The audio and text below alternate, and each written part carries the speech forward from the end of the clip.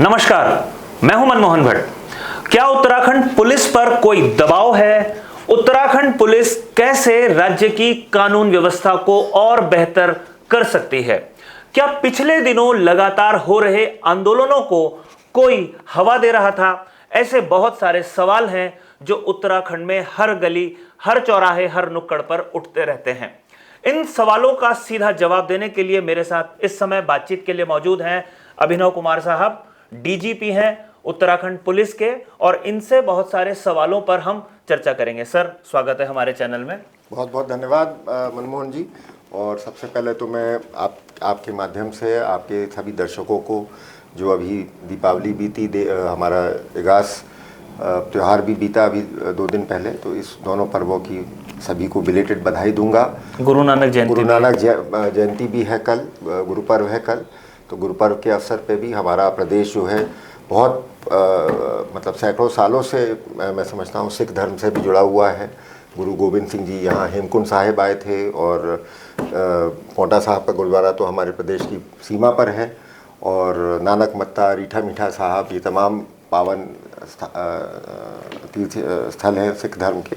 तो इस पर्व की भी अग्रिम बधाई देता हूँ सभी दर्शकों को। और ये विश्वास दिलाना चाहूँगा शुरुआत में ही कि हमारी उत्तराखंड पुलिस जो है अब 24 साल की हो गई है। 9 नवंबर को राज्य के साथ साथ ही हमारी पुलिस का गठन हुआ था। तो हमारी कोशिश यही रहेगी कि जनता की अपेक्षाओं के अनुरूप, और यहाँ आने वाले जो करोड़ों की संख्या में तीर्थयात्री और श्रद्धालु हैं, उनकी अपेक्षाओं के अनुरूप निरंतर हम आपको बेहतर सेवाएं देते रहें। सर, सवालों का सिलसिला अगर हम शुरू करें, पिछले कुछ दिनों में हमने देखा है, अगर 1-1.5 वर्षों में देखें तो सड़क पर बहुत सारे लड़के खूब आंदोलन करते रहे हैं। यूके एसएसएससी के पेपर लीक कांड से लेकर और हाल फिलहाल तक उपनल कर्मियों की रैली को अगर हम देख लें, क्या ये कोई ऐसी चीज़ है जो सुलझ नहीं पा रही है, या इसको कोई जानबूझकर सुलझने नहीं दे रहा है? देखिए, मेरा मानना ये है कि लोकतंत्र में, और ख़ासतौर से जैसे हमारे जैसा लोकतंत्र है कि यहाँ एक और जहाँ सभी को अपनी बात कहने की आज़ादी है और आंदोलन करने की भी आज़ादी है, वहीं दूसरी ओर कई जटिल समस्याएं भी हैं जिनका कोई आसान समाधान नहीं है। जैसे बेरोज़गारी की समस्या है। अब उतनी सरकारी नौकरियां तो देना संभव भी नहीं है। प्राइवेट सेक्टर में भी थोड़ा मतलब हमेशा जितने लोग नौकरी ढूंढ रहे हैं और जितनी नौकरियां अवेलेबल हैं, उसमें हमेशा एक असंतुलन बना रहता है। तो अनएम्प्लॉयमेंट की समस्या को लेके समय समय पे हमारे यूथ का थोड़ा सा एजिटेट होना, परेशान होना स्वाभाविक है। और कई बार उनका जो ये नौकरियों को लेके जो भी उनके मन में एक आशंका कह लीजिए, एक मतलब दुविधा कह लीजिए, ये समय समय पे पब्लिक में प्रोटेस्ट के रूप में, धरना प्रदर्शन के रूप में भी हमारे को दिखाई देती है। और नेचुरली फिर उसको जो जिस धरना प्रदर्शन कोई भी चीज़ अगर पब्लिक प्रोटेस्ट बन जाती है, तो उसको आप फिर उसको संभालने का मेन जो दारोमदार है, जिम्मेदारी है, वो पुलिस की है। तो उसको हमें देखना है। लेकिन उसमें कुछ लोग, मेरा मानना ये है कि कुछ हद तक ये जेन्युइन समस्याएं हैं, बेरोज़गारी की समस्या है या महंगाई की समस्या है, या कहीं पे किसी सरकारी सेवा को लेके, जैसे होता है कई बार कहीं बिजली की समस्या है, सड़क की समस्या है, चिकित्सा की समस्या, तो इनको लेके बीच बीच में तो हर एक को हम ये माने कि ये कोई षड्यंत्र है, ऐसा भी नहीं है। लेकिन ये भी बात सही है कि कुछ कई बार जिस तरह से ये एकदम से ये इन चीज़ों को लेके जब आंदोलन होते हैं और बहुत भारी संख्या में एकदम से लोग इकट्ठा होके मतलब धरना प्रदर्शन करते हैं और सड़क जाम करते हैं या आम जीवन को मतलब बाधा पहुंचाते हैं, तो इसमें फिर हमें लगता है कि कहीं ना कहीं कोई मतलब थोड़ा सा ये सिर्फ स्वाभाविक एक प्रतिक्रिया नहीं है जनता की। इसमें थोड़ा सा हो सकता है कुछ शरारती तत्व इसका फ़ायदा भी उठा रहे हैं। शरारती तत्वों को आपने कभी जानने की कोशिश की कि मतलब विपक्ष है शरारती तत्व या कोई और है? देखिए, अब ये तो सिंपल सी बात है। डेमोक्रेटिक पॉलिटिक्स में भाई विपक्ष अपने तरीके से सरकार की नीतियों का विरोध करता है, और मतलब सरकार और पब्लिक के लोग अपने तरीके से, बुद्धिजीवी वर्ग अपने तरीके से करता है। तो उस और ये मतलब इसमें कोई नई बात नहीं है।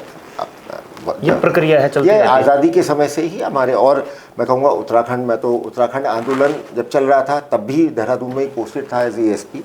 तो ये तो मतलब इसमें कोई ऐसी बात नहीं है।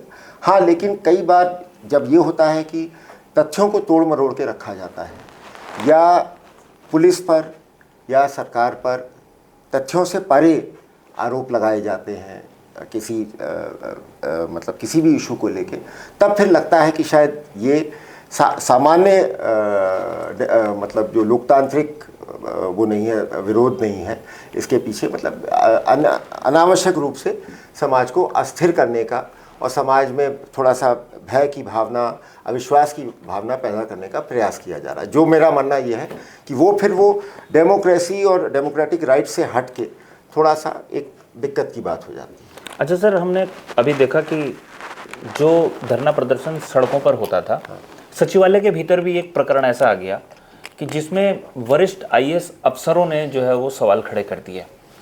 बॉबी पवार का जिक्र मैं कर रहा हूँ। स्थिति ऐसी आ गई कि एक युवा नेता जो पहले छात्र आंदोलन करता था, छात्र राजनीति में था, फिर उसके बाद वो बेरोजगारों की बात करता था, अब वो एक उत्तराखंड की राजनीति की बात करते हैं और बड़े बड़े मुद्दों को लेकर वो सचिवालय में गए, ऐसा उनका दावा है, और वहाँ पर कुछ कहासुनी हो गई। इस बात को कैसे आप देखते हैं कि जो तहरीर आई, जो बातचीत आई, उसके बाद जो मुकदमा दर्ज हुआ, बहुत सारे लोगों का कहना है कि ये मुकदमा दर्ज करने के बाद गिरफ्तारी ना होना एक राजनीतिक कारण है। जो आप समझते हैं कानून की दृष्टि में सही है, क्यों गिरफ्तारी नहीं हो पाई, क्या क्या प्रक्रिया चल रही है, अगर वो आप देखिए, मैं जिस दिन ये घटना हुई उस दिन मैं दिल्ली एक मीटिंग के लिए गया हुआ था, और जैसे ही मुझे इस घटना की सूचना मिली तो मैं जो इस जिनके साथ ये दुर्घटना हुई थी उनसे भी मैंने सीधे बात की और मैंने उनसे तुरंत आग्रह किया कि इस बारे में एफआईआर लें और पुलिस तुरंत कार्रवाई करेगी। अब आप भी समझते हैं कि अब जो नया 1 जुलाई से हमारे देश में नए जो क्रिमिनल लॉज लागू किए गए हैं, उसमें सबसे एक जो प्रमुख चेंज आया है कि 7 साल से कम की सज़ा के केसेस में पुलिस अपने आप से गिरफ्तारी नहीं कर सकती। हमें इन्वेस्टिगेशन का अधिकार है, हमें जो अक्यूज़ हैं उनको थाने पे बुला के उनके बयान लेने का अधिकार है, और फिर अगर किसी कारण से उनकी गिरफ्तारी आवश्यक होती है तो कोर्ट की अनुमति से ही वो प्रक्रिया बदल चुकी है। तो एक तो मतलब ये क्लियर कट लीगल पोजीशन है, इसमें किसी को कोई कन्फ्यूजन नहीं होना चाहिए। और जो हमें एफआईआर में जो फैक्ट्स हमें दिए गए थे, मेडिकल भी कराया गया उसमें से कुछ कर्मियों का, तो उसके आधार पे अभी तक कोई ऐसी धारा उसमें केस में इन्वेस्टिगेशन में नहीं आई है जो 7 साल से अधिक की हो। फिर भी अगर आगे इन्वेस्टिगेशन में कोई और ऐसी बात आती है तो जिस पे तो निश्चित रूप से फिर तो गिरफ्तारी में कोई विलम्ब या उसकी होने की बात नहीं है। तो एक तो मेरा कहना है इसको किसी राजनीति से ना जोड़ा जाए। दूसरी चीज़ मैं ये भी कहना चाहूँगा, ठीक है बॉबी पवार अभी एक इलेक्शन में भी लड़े थे और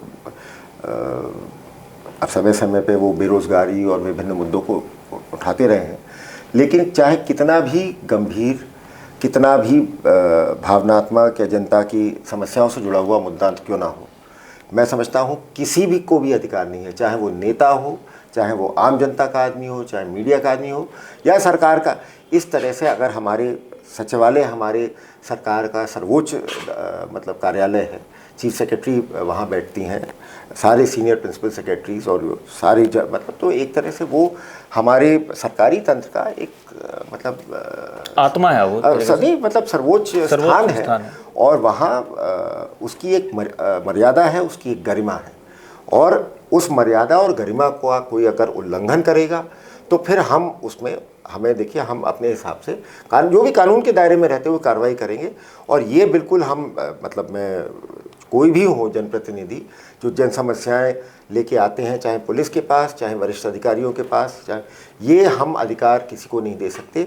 और अगर इसको किसी भी तरह से इसको जायज़ समझा जाएगा या इसको लेके किसी को हीरो बनाया जाएगा तो मैं ये समझता हूँ ये समाज के लिए बहुत दुर्भाग्यपूर्ण होगा और इसके आगे चल के बड़े गंभीर और परिणाम होंगे।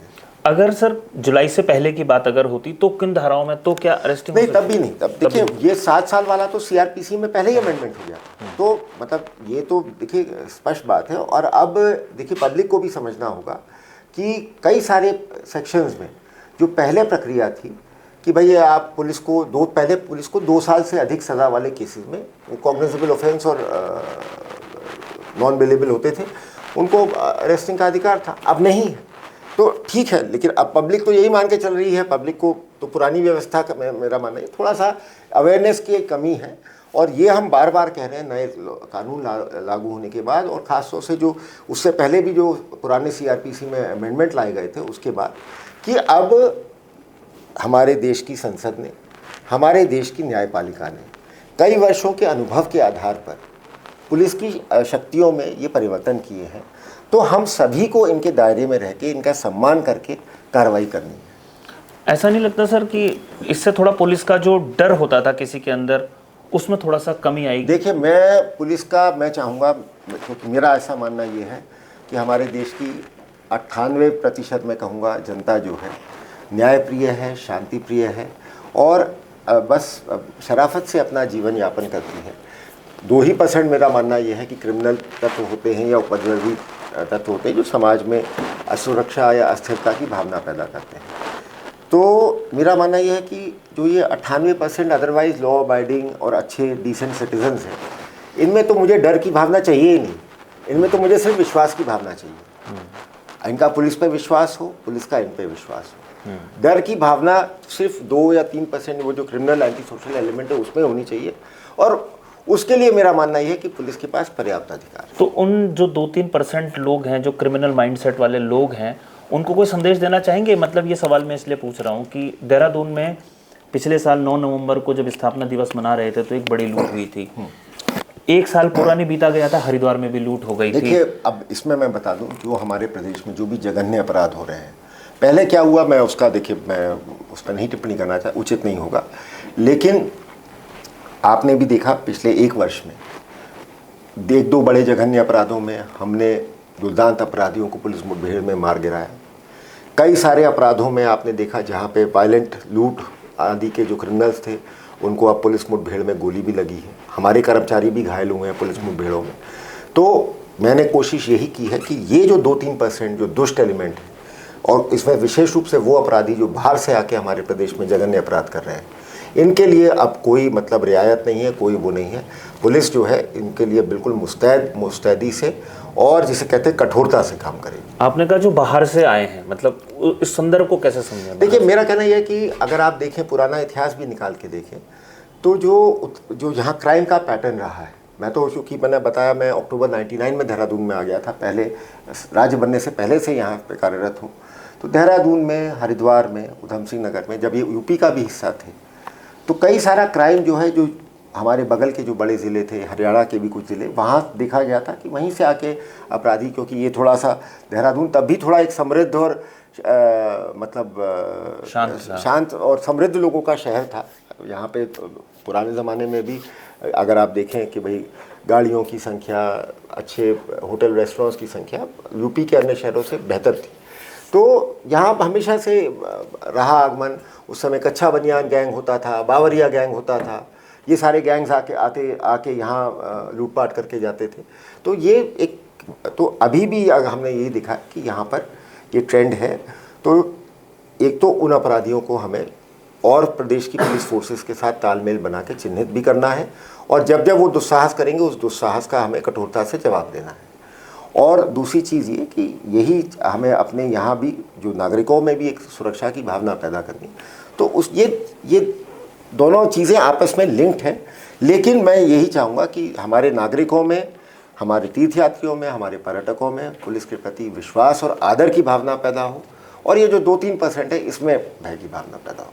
आपने सर कभी, जैसे कांवड़ यात्रा के दौरान आपकी यूपी पुलिस के साथ, हरियाणा के साथ, दिल्ली के साथ, पंजाब के साथ, हिमाचल के साथ बातचीत होती है, इन अपराधियों के संदर्भ में भी बातचीत करने का सिलसिला है या मतलब अब शुरू होगा? देखिए, नहीं, ये तो एक नियमित प्रक्रिया है, और ये चीज़ मतलब डीजी लेवल पे तो देखिए हमारी वैसे भी डीजी यूपी हो गए, डीजी हरियाणा हो गए, डीजी पंजाब हो गए, ये जो हमारे प्रदेश से लगे हुए जो स्टेट्स हैं, या पंजाब तो हमारे एग्जैक्टली लगा हुआ नहीं है लेकिन फिर भी कनेक्टेड है, मतलब वैसे कनेक्टेड है।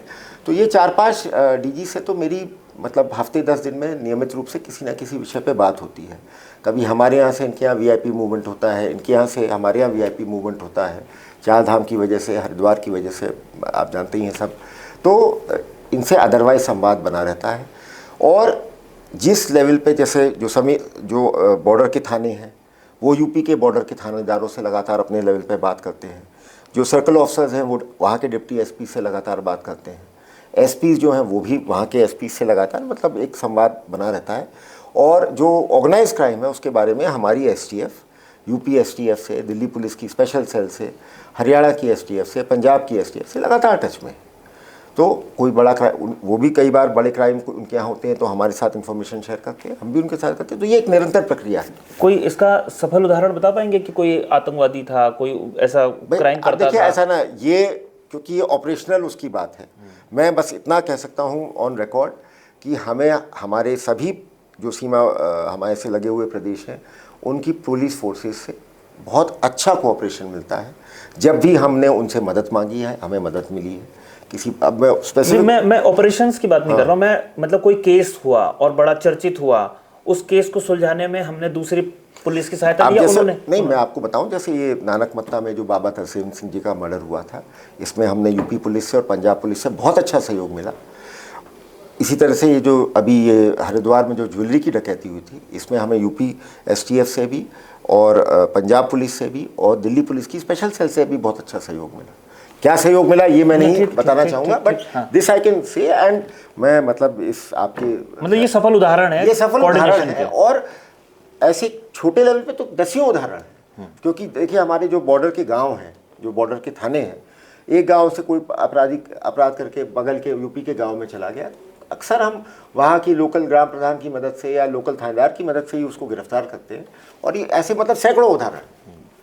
सर एक सवाल है, आपकी जो बॉर्डर एरियाज़ हैं, चाहे वो इंटर स्टेट की बात है या दूसरे देशों के साथ, उसके संदर्भ में आपकी केंद्र में भी बातचीत हुई, अमित शाह साहब से आपकी मुलाकातें लगातार हुई, अगर कुछ बता पाएँ कि कोई खास? देखिए ऐसा है कि मैं इतना कहना चाहूँगा कि उत्तराखंड बड़ा यूनिक स्टेट है। यद्यपि हमारा छोटा सा स्टेट है, मतलब 1.25 करोड़ की आबादी है, 5 लोकसभा सीटें हैं, लेकिन इसकी ज्योग्राफी की जो लोकेशन है उसकी वजह से, इसका जो कल्चरल सिग्निफिकेंस है, जो हमारा जो रिलीजियस सिग्निफिकेंस है उसकी वजह से, ये देश के जो सर्वोच्च नेता हैं उनके लिए भी और विदेशों में भी उत्तराखंड को लेके एक अवेयरनेस, एक क्यूरियोसिटी और एक कंसर्न लगातार बनी रहती है। जैसे मैं आपको बताऊं कि जब कोई भी इंसिडेंट यहाँ होता है या कोई भी इवेंट होता है तो हमारे पास भी देश विदेश से कितने लोगों के फ़ोन आते हैं जानकारी के लिए, साहब इसमें क्या है, इसमें क्या है। तो ये तो मतलब तो ये इम्पोर्टेंस है उत्तराखंड का। मतलब मेरा कहने का मतलब यह है कि मतलब छोटा राज्य होने के बावजूद जिस तरह से राष्ट्रीय स्तर पे, अंतर्राष्ट्रीय स्तर पे सभी की इस पे नज़र रहती है, तो इससे हमारी जिम्मेदारी भी बढ़ जाती है, हमारी जवाबदेही भी बढ़ जाती है। और इसमें मैं यही कहना चाहूँगा कि इंटरस्टेट बॉर्डर को लेके जो चीज़ें हैं वो मैं आपसे पहले ही मेंशन कर चुका हूँ। इंटरनेशनल बॉर्डर जो है वो हमारी आईटीबीपी इंडो टिबेटन बॉर्डर देखती है, नेपाल बॉर्डर हमारी एसएसबी देखती है, और इन सब के साथ इंडियन आर्मी का भी बड़ा इम्पोर्टेंट रोल होता है, हमारी सेना का। और इनके साथ हमारी नियमित बैठकें भी होती हैं। इनके जो इश्यूज़ हैं हम दूर करने की कोशिश करते हैं। पुलिस विभाग के कुछ इश्यूज़ जो होते हैं वो उसमें हमारे को इनसे मदद मिलती है। अभी जो भारत सरकार का वाइब्रेंट विलेजेस प्रोग्राम चल रहा है उसमें पुलिस भी सक्रिय भूमिका निभा रही है, आईटीबीपी, एसएसबी भी सक्रिय भूमिका निभा रहे हैं। तो देखिए अब इससे ही पता चलता है कि भाई जो हमारा पलायन की समस्या है, जो सीमांत में जो गांव हैं उनकी समस्या है, उनको लेके मतलब हमारे माननीय प्रधानमंत्री जी, हमारे माननीय गृह मंत्री जी, हमारे सीएम साहब, सभी हर स्तर पे जो हमारे वरिष्ठ नेता हैं जो वो लगातार इन चीज़ों को लेकर चिंता करते हैं और हमारा मार्गदर्शन करते हैं। और जो हम लोग वहाँ पे काम चल रहे हैं, मुझे लगता है अगले 1-2 सालों में उनके बड़े अच्छे परिणाम देखने को मिलेंगे। चलिए सर, आपसे काफ़ी लंबी चर्चा रही है। तो डीजीपी अभिनव कुमार साहब के साथ हमारी ये चर्चा चल रही थी उत्तराखंड पुलिस के संदर्भ में। आने वाले समय में भी उत्तराखंड पुलिस की जो गतिविधियां हैं और जिस तरीके से उत्तराखंड पुलिस आगे काम करेगी, इसके संदर्भ में बातचीत करते रहेंगे। कुछ इशारा ज़रूर अभिनव कुमार साहब ने किया है।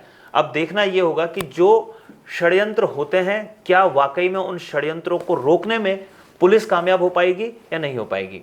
अभी के लिए साथियों इतना ही। अगली रिपोर्ट में आपसे फिर मुलाकात होगी, तब तक इजाज़त दीजिए। नमस्कार।